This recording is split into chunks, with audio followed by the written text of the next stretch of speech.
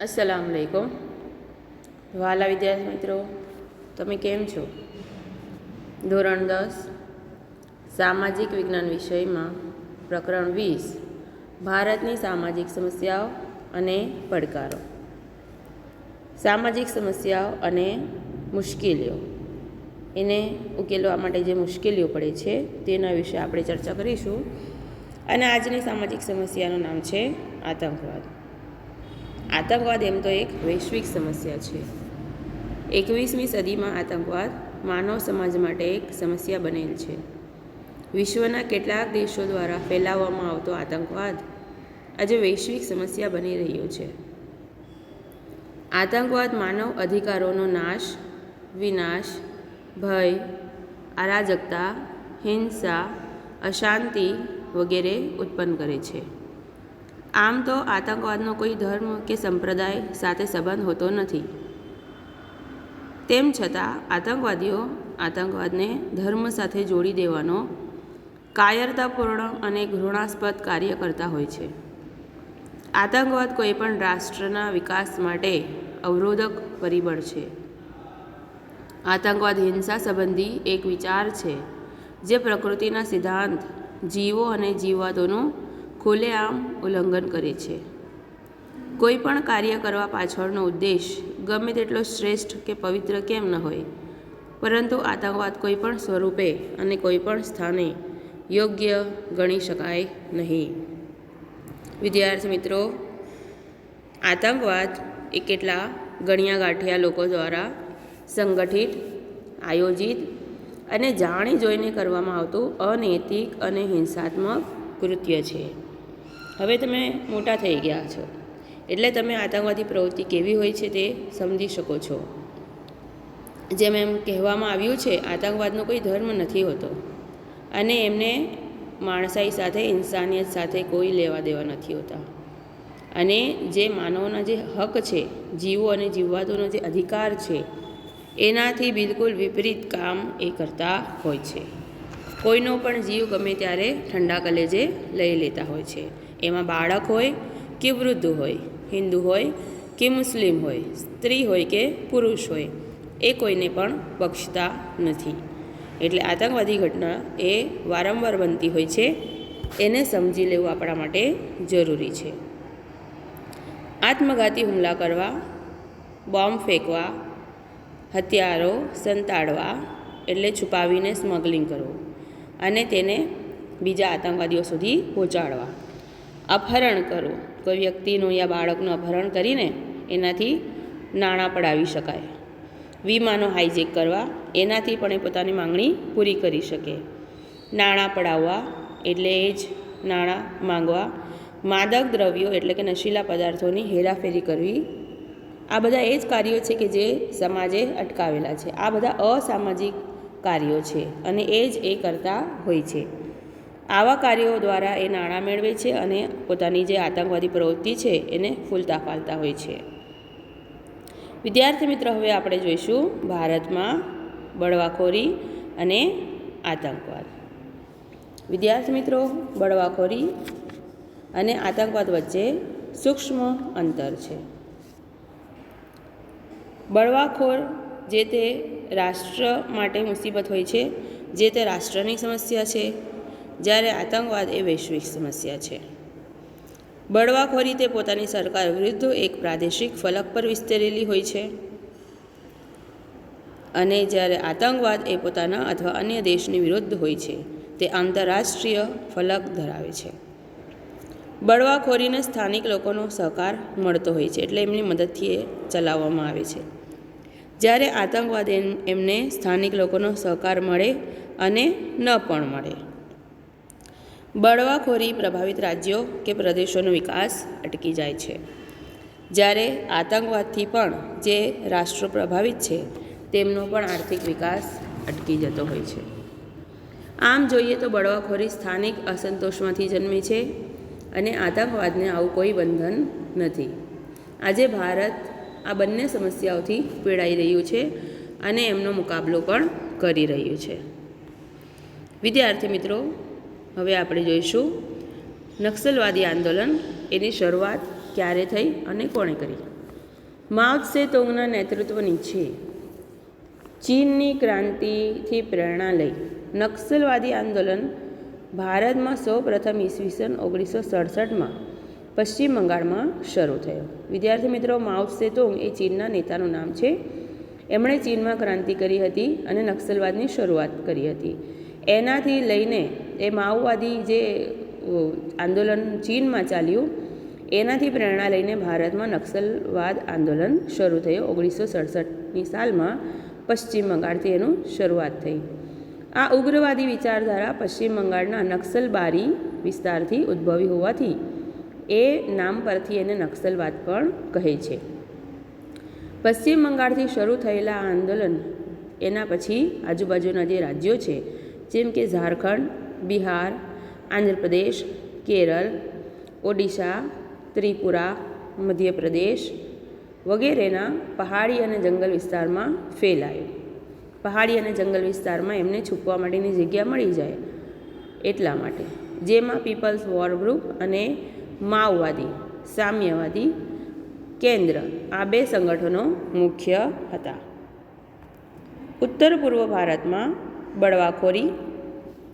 વિદ્યાર્થી મિત્રો, હમણાં આપણે જોયું કે બળવાખોરી એ સ્થાનિક અસંતોષમાંથી જન્મે છે. પોતાની સરકાર સામે જ્યારે લોકોનો અસંતોષ હોય કે પોતાની સરકાર પોતાના એમના વિકાસના કાર્યો નથી કરી રહી, એમની અવગણના કરે છે, ત્યારે એ જે પ્રજા છે એ હાથમાં બંદૂક ઉપાડી લે છે. સ્વતંત્રતા પ્રાપ્તિથી લઈને આજ સુધી ઉત્તર પૂર્વ ભારતમાં બળવાખોરી એક સમસ્યા બની ગઈ છે. અનેક જનજાતિઓ, વનાચ્છાદિત વિસ્તારમાં રહેતા લોકો જુદા જુદા બળવાખોરી સંગઠનો વચ્ચે તાલમેલ અને કેટલાક વિસ્તારની આંતરરાષ્ટ્રીય સીમા તથા વિદેશી એજન્સીના હસ્તક્ષેપ યાની કે દખલને લીધે આ વિસ્તારોમાં બળવાખોરી એક જટિલ સમસ્યા બની ગઈ છે. વિદ્યાર્થી મિત્રો, ઉત્તર પૂર્વ ભારતમાં ઘણા બધા પાડોશી દેશોની સીમા ટચ થતી હોય છે અને ત્યાંથી ઘણા જે બહારના લોકો છે એ ભારતમાં આ રીતે બળવાખોરી ઉત્પન્ન કરવા માટે હસ્તક્ષેપ કરે છે, કોઈ પણ રીતે હથિયારોની મદદ કરતા હોય છે અને ભારતની જે શાંતિ છે એ ખોરવાઈ જાય એવા એમના પ્રયત્નો હોય છે. હવે આપણે જોઈશું કે કયા રાજ્યોમાં બળવાખોરી ચાલે છે અને કયા સંગઠનો દ્વારા એને ચલાવવામાં આવે છે. સૌપ્રથમ આવશે નાગાલેન્ડ. નાગાલેન્ડમાં બળવાખોરી સંગઠનનું નામ છે NSCN. એનું પૂરું નામ છે national socialist council of Nagaland. ત્યારબાદ આવે છે મણિપુર.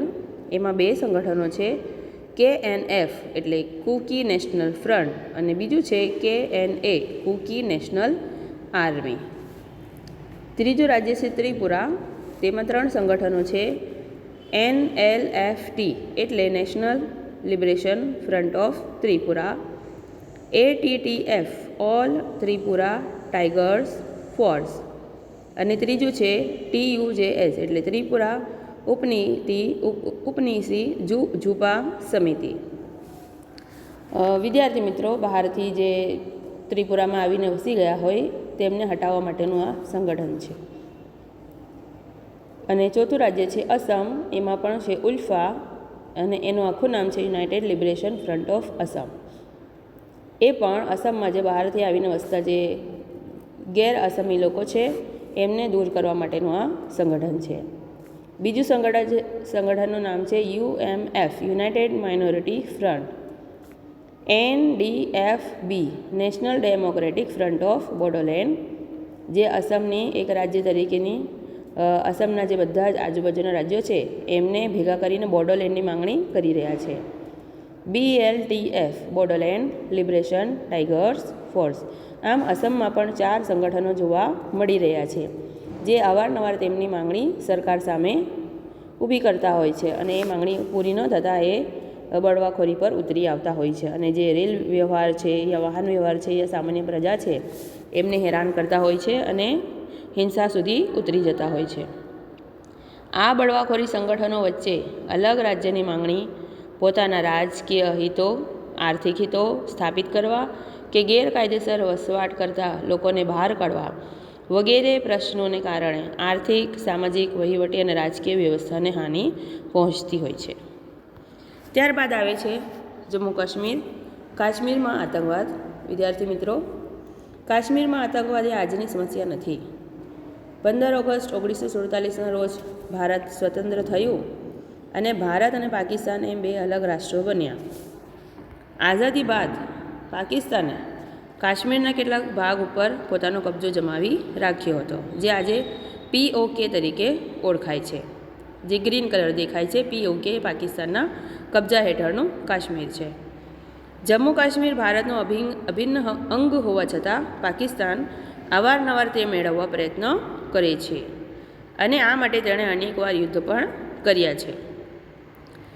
ઘણી વખત એણે ભારત સાથે બાયો ચડાવી છે અને દરેક વખતે એને જે નુકસાન વેઠવું પડ્યું છે અને દરેક યુદ્ધમાં આપણા સૈનિકોએ પાકિસ્તાનને નાલેશીજનક પરાજય પણ આપેલ છે. ઈસવીસન 1988 પછી કાશ્મીરમાં આતંકવાદ ખૂબ વધી ગયો છે. અપહરણ, હત્યા, બોમ્બ વિસ્ફોટ વગેરે પ્રવૃત્તિ દ્વારા આતંકવાદીઓ ભય ફેલાવી પોતાનો સ્વાર્થ પૂરો કરવા માંગે છે અને તેના લીધે કાશ્મીરના અનેક પંડિત કુટુંબોએ, જેમને કાશ્મીરી પંડિતો કહે છે, ના છૂટકે વતન છોડીને સ્થળાંતર કરવું પડ્યું છે, એટલે બીજા રાજ્યો તરફ ચાલ્યા જવું પડ્યું છે. આવા હજારો કુટુંબો શરણાર્થીઓ તરીકે કાશ્મીરની બહાર જીવન જીવી રહ્યા છે. એ મૂળ કાશ્મીરી છે, પરંતુ કાશ્મીરની આવી હાલત હોવાથી એ પોતાનો ઘર-બાર છોડીને બીજા રાજ્યોમાં રહેવા માટે મજબૂર બન્યા છે. કાશ્મીરના આતંકવાદને સીમા પારથી સતત આર્થિક સહાય મળ્યા કરે છે. આતંકવાદીઓનો આશય ભારતમાં ભય અને અસ્થિરતા ઊભી કરવાનો છે. આતંકવાદી પ્રવૃત્તિને બંધ કરવા ભારત મક્કમતાપૂર્વક અને મજબૂત રીતે પ્રયત્નો કરી રહ્યું છે. ભારત માત્ર ભારતમાં થતા આતંકવાદનો વિરોધ કરે છે એવું નથી. કોઈ પણ સ્થાને, કોઈ પણ રીતે અને કોઈ પણ સમયે થતા આતંકવાદનો વિરોધ કરે છે અને આ આતંકવાદનો સફાયો થાય એ હેતુથી ભારતના અનેક સૈનિકોએ શહીદી પણ વહોરી છે. વિદ્યાર્થી મિત્રો, આતંકવાદ આટલી વૈશ્વિક સમસ્યા હોય, આટલી મોટી સમસ્યા હોય કે જે વિશ્વના ઘણા બધા દેશો એનાથી અસર પામ્યા હોય, તો આતંકવાદી તો અસર રહેવાની જ છે. આતંકવાદની ઘણી લાંબી અસરો પહોંચે છે. એની અસરોને આપણે સામાજિક અસર અને આર્થિક અસર એમ બે અસરોમાં વહેંચીશું. પહેલાં આપણે એની સમાજ ઉપર થતી અસરો જોઈશું. તો આતંકવાદ સમાજને વિઘટન તરફ દોરી જાય છે. વિદ્યાર્થી મિત્રો, આતંકવાદની ઘટનાઓ થોડા સમયોમાં બન્યા જ કરે છે. લોકો સાથે રહેતા હોય છે, એકબીજા સાથે વ્યવહાર કરતા હોય છે, તહેવારોના પ્રસંગે એકબીજાના ઘરે આવવા જવાનું ચાલુ કરે છે, પરંતુ જ્યારે કોઈ આતંકવાદી ઘટના બની જાય છે તો ફરીથી સમાજ એ વિઘટન તરફ ચાલ્યું જાય છે. સમાજના બે ભાગ પડી જતા હોય છે અને એકબીજાને શંકા કુશંકાથી જોવામાં આવે છે. આતંકવાદીઓ ભય, લૂંટફાટ, હિંસા જેવી પ્રવૃત્તિ કરી લોકોમાં સંદેહ અને ભય ઉત્પન્ન કરે છે. નાના બાળકોથી લઈ વૃદ્ધો ઉપર પણ આની અસર થાય છે. આતંકવાદ પીડિત પ્રદેશમાં વિદ્યાર્થીઓના શિક્ષણને પ્રતિકૂળ અસર પહોંચે છે. શું વિદ્યાર્થીઓ, તમે વિચારી શકો છો કે આપણે આતંકવાદી વિસ્તારમાં અભ્યાસ માટે શાળામાં જઈ શકીએ? તો આમ શાળા ઉપર પણ, વિદ્યાર્થીઓના શિક્ષણ ઉપર પણ એની અસર થતી હોય છે. આતંકવાદના પરિણામે સમાજના લોકોનો એકબીજા પરનો વિશ્વાસ ઘટતો જાય છે. પહેલાંનો જમાનો એવો હતો કે કોઈ ગામમાં નવી વ્યક્તિ પ્રવેશે તો એને રાત રોકાણ કરવા દેતા હતા અને પોતાના ઘેર જમાડીને અને રાત્રે સોડાવીને બીજા દિવસે એને મોકલતા હતા. એવી અતિથિ દેવો ભવની આપણા દેશની એક પરંપરા હતી. હવે એ પરંપરામાં પણ તિરાડ પડી ગઈ હોય એવું લાગે છે. પરસ્પર જે ભાઈચારાની ભાવના હતી તે ઓછી થઈ ગઈ છે અને અજાણી વ્યક્તિને જમાડવાની તો વાત દૂર રહી, પરંતુ ઘરમાં બેસાડતા પણ પહેલાં વિશ્વાસ એના ઉપર થતો નથી. ઘણીવાર સાંપ્રદાયિક ઝઘડાઓ પણ ઉત્પન્ન થાય છે. એટલે હિન્દુ મુસ્લિમ હોય યા કોઈ પણ ધર્મના ઝઘડા હોય તે ઉત્પન્ન થાય છે અને તેના પરિણામે સમાજ વ્યવસ્થા છિન્ન ભિન્ન થતી જાય છે. સમાજમાં અવ્યવસ્થા અને અશાંતિ ઉત્પન્ન થાય છે. આતંકવાદ પ્રભાવિત ક્ષેત્રમાં લોકો સામાજિક ઉત્સવો ઉત્સાહથી ઉજવી શકતા નથી. વિદ્યાર્થી મિત્રો, જે આતંકવાદી હોય છે એ એવા વિસ્તારોમાં જ બોમ્બ વિસ્ફોટની ઘટના કરતા હોય છે કે જ્યાં વધુ લોકો ભેગા થાય અને વાર તહેવાર હોય એવા વિસ્તારોને યા એવા પ્રસંગોને પસંદ કરીને બોમ્બ ફેંકતા હોય છે. એટલા માટે જે સામાજિક ઉત્સવો છે એમાં લોકો વધુ પ્રમાણમાં જોડાઈ શકતા નથી. આને પરિણામે લોકોને જોડતા આંતરવ્યવહારો પણ ખોરવાય છે અને લોકો હવે ઘરોમાં જ બેસી રહેવાનું વધારે પસંદ કરતા હોય છે. હવે આપણે જોઈશું આતંકવાદની આર્થિક અસરો. આતંકવાદના પરિણામે વેપાર ઉદ્યોગના વિકાસ માટે પ્રોત્સાહક વાતાવરણ નિર્માણ પામતું નથી. જે રીતનું વાતાવરણ વેપાર ઉદ્યોગ માટે જોઈએ એવું મુક્ત વાતાવરણ આપણને મળતું નથી. જે તે પ્રદેશનો વેપાર ઉદ્યોગનો વિકાસ અટકી જાય છે. જેમ કે કાશ્મીરની જ વાત લો તો કાશ્મીરમાં સતત રાત દિવસ ગોળીઓનો વરસાદ થતો હોય છે. એના લીધે ત્યાં જે પર્યટન ઉદ્યોગ છે એને પણ માઠી અસર પહોંચી રહી છે. વેપાર ઉદ્યોગને માઠી અસર થતાં લોકોને અન્ય પ્રદેશમાં વેપાર રોજગાર કરવા સ્થળાંતર કરવું પડે છે. જેમ કે કાશ્મીરની જ વાત કરો તો ત્યાં આટલો જેને આપણે ભારતનો સ્વર્ગ કહીએ છીએ, પરંતુ રોજીરોટીની ત્યાં કોઈ જ આપણે કહી શકીએ કે કોઈ એવા સ્ત્રોતો નથી કે જ્યાં લોકોને વેપાર રોજગાર મળે. એટલે કાશ્મીરી જે પ્રજા છે એ રોજીરોટી માટે બીજા રાજ્યોમાં સ્થળાંતર કરતી હોય છે. કેટલાક આતંકવાદી સંગઠનો મૂડીપતિ, ઉદ્યોગપતિ, કર્મચારીઓ, વેપારીઓ પાસેથી ડર બતાવીને, ભય બતાવીને નાણાં પણ મેળવે છે. આતંકવાદીઓ માદક દ્રવ્યોની હેરાફેરી એટલે નશીલા પદાર્થો વેચવા, હેરાફેરી કરવી, સ્મગલિંગ જેને કહેવાય, અને કાળા નાણાં જેને બ્લેક મની કહેવાય વગેરે જેવા અસામાજિક કાર્યો કરતા હોય છે. તેથી દેશમાં સામાજિક આર્થિક સમસ્યાઓ ઉત્પન્ન થાય છે. જે આપણો વેપાર ધંધો છે ખોરવાઈ જાય છે, અને જે કાળા નાણાં છે સમાજમાં ભળતા નાણાંનું પણ અવમૂલ્યન થાય છે. આતંકવાદીઓ રેલવે, રેડિયો સ્ટેશન, રસ્તા, પુલ, સરકારી મિલકતો વગેરેને નુકસાન પહોંચાડે છે. તેથી આ મિલકતોને ફરીથી બનાવવા માટે કરોડો રૂપિયાના ખર્ચા કરવા પડે છે. સરકારને સલામતી અને સુરક્ષા માટે કરોડો રૂપિયા ખર્ચવા પડે છે. વિદ્યાર્થી મિત્રો, તમે જોતા હશો કે કોઈ પણ હવાઈ અડ્ડો હોય યા ગમે તે મોલ હોય, ગમે ત્યાં તમે જાઓ તો હવે ત્યાં ઇલેક્ટ્રોનિક દરવાજા મૂકેલા હોય છે. એની અંદરથી પસાર થઈને આપણે આવવું પડતું હોય છે. તો આમ જે પહેલાં ખર્ચા કરવા ન પડતા હતા એવા નવા ખર્ચાઓ સુરક્ષા પાછળ કરવા પડે છે, અને વધારાની પોલીસ પણ રાખવી પડતી હોય છે. તેથી એના બદલે જે સમાજ ઉપયોગી વિકાસના કાર્યો છે એ અટકાવી દેવા પડે છે. એના પાછળ ખર્ચા કરવા જોઈએ, પરંતુ એ કાર્યો ઓછા થઈ રહ્યા છે, અને સરકારને વધારે સલામતી અને સુરક્ષા માટે રૂપિયા ખર્ચવા પડે છે. કારણ કે આપણું જે સંસદ ભવન છે એ પણ હવે તો સલામત રહ્યું નથી. ત્યાં પણ આતંકવાદીઓ હુમલો કરી ચૂક્યા છે. વિદ્યાર્થી મિત્રો, આતંકવાદના લીધે રાજ્ય અને રાષ્ટ્રના પરિવહન ઉદ્યોગ, પર્યટન ઉદ્યોગને આર્થિક રીતે નુકસાન સહન કરવું પડે છે. વિદેશીઓ ભારતમાં આવતા ખચકાય છે. જેમ 2008ની સાલમાં તાજમહાલ જે હોટલ છે મુંબઈમાં આવેલું, જે લોકોનું પ્રિય સ્થળ છે, તો તેના ઉપર જે આતંકવાદી હુમલો થયો હતો એ ઘટના પછી વિદેશીઓ પણ હવે ભારતમાં આવતા પહેલાં વિચારે છે. તો આમ કોઈપણ રાજ્યને આતંકવાદની અસર તો થવાની જ છે. વિદ્યાર્થી મિત્રો, આમ આતંકવાદ સામાજિક આર્થિક રીતે નુકસાનકારક છે. તેથી આ સમસ્યાનું નિરાકરણ લાવવું ખૂબ જ જરૂરી છે. વિદ્યાર્થી મિત્રો, આપણે અહીંયા આરામથી ભણી રહ્યા છીએ, કારણ કે સરહદ ઉપર કોઈ પહેરો આપી રહ્યું છે. એટલે વિદ્યાર્થીઓ, આપણે પણ સારી રીતે પોતાની જે ફરજ છે એક વિદ્યાર્થી તરીકેને તે નિભાવીએ અને પોતાના ધ્યેય સુધી પહોંચીએ. આશા છે તમને આમાં સમજ પડી ગઈ હશે. આભાર.